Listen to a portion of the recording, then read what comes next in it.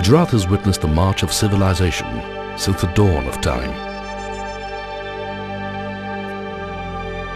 It has seen powerful rulers and still more powerful saints. It has woken up to the battle cries of conquerors from across the Khyber and later the mighty British. And each stage has left behind its mark on architecture and archaeology, distinct and clear as footprints in the sands of time. Few states can match Gujarat in the sheer number and variety of archaeological finds. From excavations of prehistoric sites to the grandeur of medieval architecture, the state has seen it all. The cave temples in the hills of Saurashtra and the stupas and viharas dated to around 500 AD, as well as the Ashoka rock edicts at Junagadh, show the significance of the state during the golden eras of the Mauryan and Gupta empires. However, the golden age of Gujarat came under the Solanki dynasty from the 9th to the 12th century.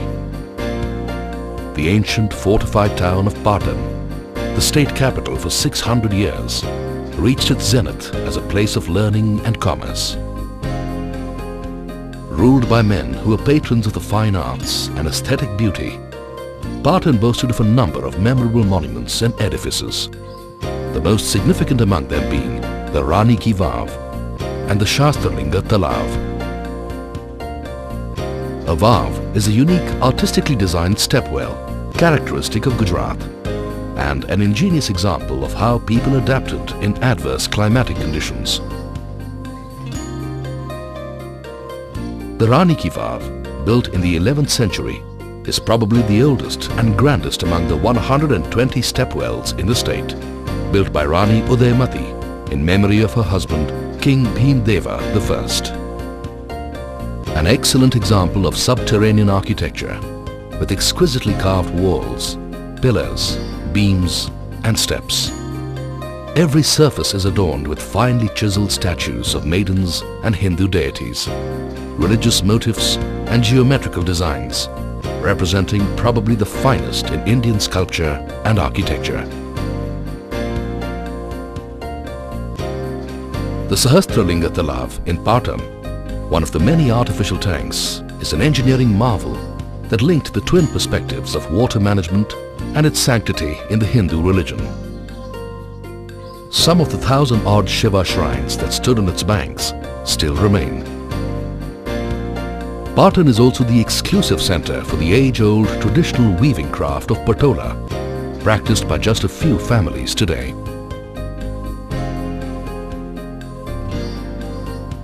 Probably among the most magnificent of all archaeological monuments in Gujarat is the Sun Temple at Modhera, built in 1026 AD by Bhimdeva. On the morning of the equinox, the sun's rays illuminate the deity in the innermost sanctum sanctorum. The temple stands high on a plinth overlooking a deep stone-step tank amidst 108 shrines. 52 carved pillars depict tales from the Ramayana and Mahabharata. Every inch of the edifice is magnificently carved with gods and goddesses, birds, beasts and flowers. A few hours from Patan lies Vadnagar, a showcase of the history of 1,000 years. Famous for its stepwells, temples, heritage houses and torans or decorative gateways. One of the ancient towns of Gujarat, Vadnagar finds mention in the travels of the Chinese scholar Hyun Sang and other English historians. The toran or decorative gateway is the finest serving example of its type, with its carved column supports, wide stone beam and detailed sculptures. Ahmedabad, Gujarat's industrial and commercial capital, once Western India's most important royal capital, with its splendid palaces, imposing mosques, tombs and exquisite stepwells. Ahmedabad's long and prosperous historical past has bequeathed it a rich architectural legacy.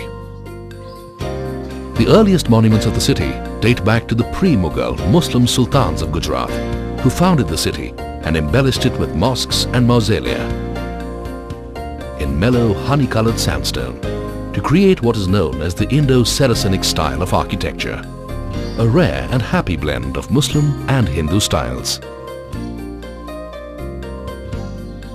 Gujarat, with its ancient traditions of temple architecture and fine sculptures, provided the Islamic rulers with artists who had generations of experience. Some of their works surpass the finest monuments in the entire Islamic world. While basically influenced by Hindu designs, their style was innovated upon to include Islamic tenets. Delicate filigree-like ornamentation is to be found in various examples of torans, stepwells, minarets, domes, arches and balconies. The mosque and tomb of Rani Sipri, once described as the most exquisite gem in Ahmedabad, was built in 1514. However, the ultimate culmination of this school of decoration was the Siddhi Sayyid Mosque, built in 1572, and celebrated the world over as a superb and peerless example of delicate carving that transformed stone into filigree.